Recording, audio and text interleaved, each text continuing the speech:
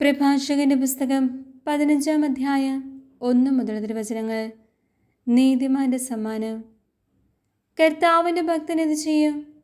കൽപ്പനകളിൽ ഉറച്ചു നിൽക്കുന്നവന് ജ്ഞാനം ലഭിക്കും. അമ്മയെപ്പോലെ അവൾ അവനെ സമീപിക്കും, നവവധുവിനെ പോലെ സ്വീകരിക്കും. അറിവിൻ്റെ അപ്പം കൊണ്ട് അവൾ അവനെ പോഷിപ്പിക്കും. ജ്ഞാനത്തിന് ജലം കുടിക്കാൻ കൊടുക്കും. അവനവളെ ചാരി നിൽക്കും, വീഴുകയില്ല. അവളിൽ ആശ്രയിക്കും, ലജ്ജിതനാവുകയില്ല. അവൾ അവന് അയൽക്കാരുടെ ഇടയിൽ ഔന്നത്യം നൽകും. സമൂഹമധ്യേ സംസാരിക്കാൻ അവന് കഴിവ് നൽകും. അവൻ സന്തോഷിച്ച് ആനന്ദത്തിൻ്റെ കിരീടമണിയും.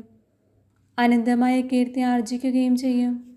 ഭോഷന്മാർക്ക് അവളെ സ്വന്തമാക്കാനോ പാപിക്ക് അവളെ കാണാനോ കഴിയുകയില്ല. അഹങ്കാരികളിൽ നിന്ന് അവൾ അകന്നു വർത്തിക്കുന്നു. നുണയരുടെ ചിന്തയ്ക്ക് അവൾ അപ്രാപ്യയാണ്. സ്തോത്രഗീതം പാപിക്കിണങ്ങുന്നില്ല. അവൻ കർത്താവിൽ നിന്ന് പ്രചോദനം ഉൾക്കൊള്ളുന്നില്ല. ജ്ഞാനത്തിൻ്റെ ബഹിസ്ഫുരണമാണ് സ്തോത്രഗീതം. കർത്താവാണ് അതിനെ പ്രചോദിപ്പിക്കുന്നത്. മനുഷ്യൻ്റെ ഉത്തരവാദിത്തം. എൻ്റെ വീഴ്ചയ്ക്ക് കാരണം കർത്താവാണെന്ന് പറയരുത്. എന്തെന്നാൽ താൻ വെറുക്കുന്നത് അവിടുന്ന് ചെയ്യുകയില്ല. അവിടുന്നാണ് എന്നെ വഴിതെറ്റിച്ചതെന്ന് പറയരുത്. അവിടുത്തേക്ക് പാപിയെ ആവശ്യമില്ല. എല്ലാ മ്ലേച്ഛതകളും കർത്താവ് വെറുക്കുന്നു. അവിടുത്തെ ഭക്തരും അത് ഇഷ്ടപ്പെടുന്നില്ല. ആദിയിൽ കർത്താവ് മനുഷ്യനെ സൃഷ്ടിച്ചു. അവന് സ്വാതന്ത്ര്യവും നൽകി. മനസ്സു വച്ചാൽ നിനക്കും കൽപ്പനകൾ പാലിക്കാൻ സാധിക്കും. വിശ്വസ്തതാപൂർവം പ്രവർത്തിക്കണമോ വേണ്ടയോ എന്ന് തീരുമാനിക്കേണ്ടത് നീയാണ്.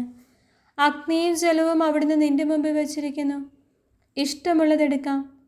ജീവനും മരണവും മനുഷ്യൻ്റെ മുൻപിലുണ്ട്. ഇഷ്ടമുള്ളത് അവന് ലഭിക്കും. കർത്താവിൻ്റെ ജ്ഞാനം മഹോന്നതമാണ്.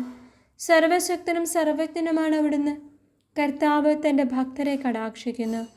മനുഷ്യൻ്റെ ഓരോ പ്രവൃത്തിയും അവിടുന്ന് അറിയുന്നു.